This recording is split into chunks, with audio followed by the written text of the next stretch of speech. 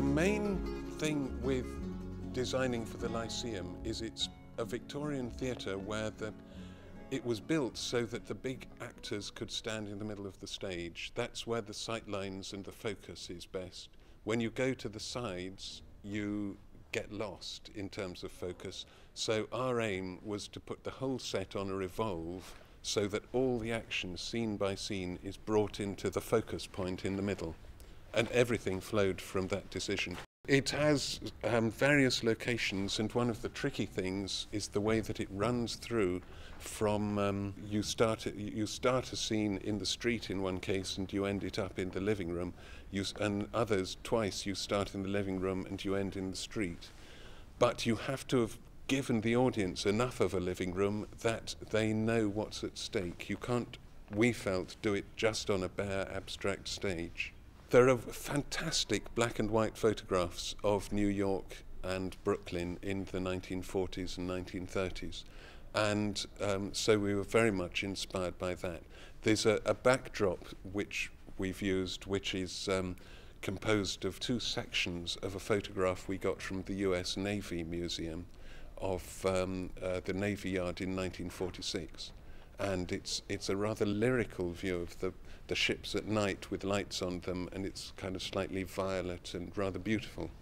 What normally happens is we have masses of meetings, and I bring along a lot of rough models and photographs and different bits of stuff so that we can look at things. We tend to just look at physical things and stand them up in the model box, which is just a box with the model in it.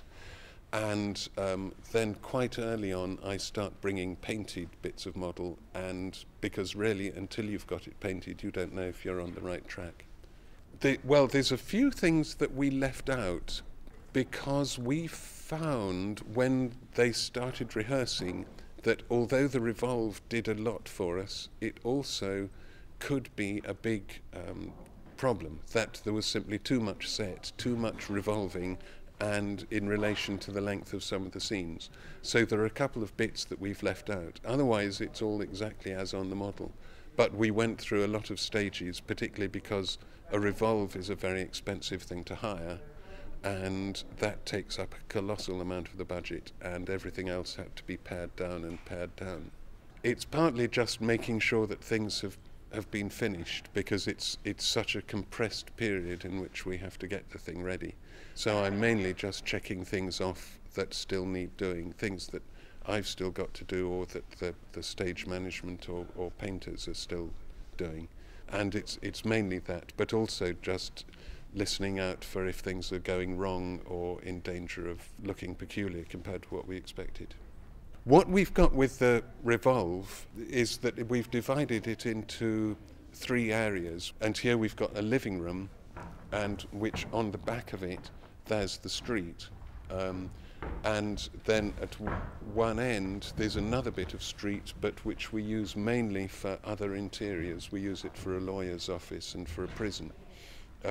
So there's basically living room and street, but we use the street for different things.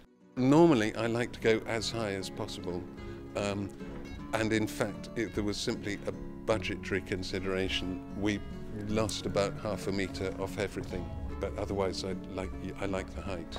It's lovely in this building.